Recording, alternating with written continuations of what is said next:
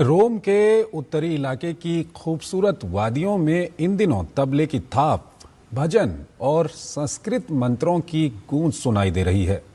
निर्मल house के भीतर Italy के कोने कोने से आए इतालवी नागरिक जुटे हैं, जिन्होंने भारत की आध्यात्मिक परंपराओं, योग और दर्शन को अपने जीवन में उतारा है। देखिए हमारे संवाददाता नीरज सिंह की रोम से ये खास रिपोर्ट। और ऐतिहासिक स्मारकों से दूर भारत को महसूस करने का एक अलग ही आनंद है।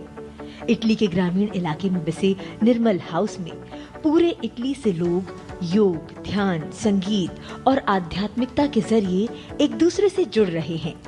ये नजारा भारत और इटली के बीच एक अनोखा सांस्कृतिक सेतु बना रहा है।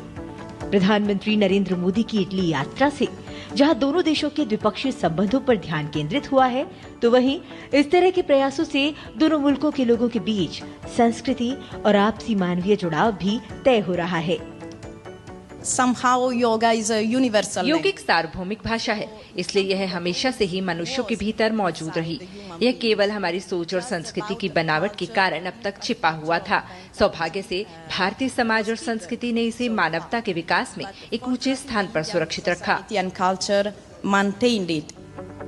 यहाँ मौजूद कई लोगों के लिए भारत सिर्फ एक देश नहीं है, ये उस प्राचीन ज्ञान की जन्मभूमि है जो आज भी महाद्वीपों के पार अपनी पहचान रखता है।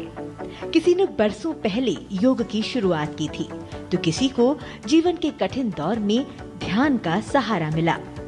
लेकिन आज ये सभी भारत के बारे में बेहद सम्मान, गर्मजोशी और गहरी श्रद्धा के साथ बात करते हैं। योग का जन्म भारत में हुआ था। मुझे लगता है कि योग मेरे खून में है, यह मुझ में समाया हुआ है। यह ऐसा कुछ है जिसे मैं अपने से कभी भी अलग नहीं कर सकती। ये जुड़ाव यहाँ हर तरफ साफ दिखाई देता है। तबले की थाप में, भारतीय शास्त्रीय नृत्य की बेहद सधे हुए अंदाज में सीखी गई मुद्राओं में और सामूहिक ध्यान की उस गहरी शांति में। कई प्रतिभागियों के लिए जो सफर दशकों पहले शुरू हुआ था, वो अब उनके जीवन का एक हिस्सा बन चुका है। ऐसे समय में जब भारत और इटली व्यापार, रक्षा और रणनीतिक साझेदारी में अपना सहयोग बढ़ा रहे हैं, तो वहीं ध्यान और योग के प्रति लोगों का लगाव दोनों देश के लोगों में एक मजबूत स्तंभ का काम करता है। पीपल टू पीपल कनेक्ट यानी जन जन का जुड़ाव, एक ऐसा सांस्कृतिक संबंध जिसे समझौतों या आधिकारिक बयानों के जरिए नहीं नापा जा सकता। आज पूरी दुनिया योग के प्रति आकर्षित हो रही है। इटली में भी बड़ी संख्या में जो लोग हैं वो भारतीय योग से जुड़े हुए हैं।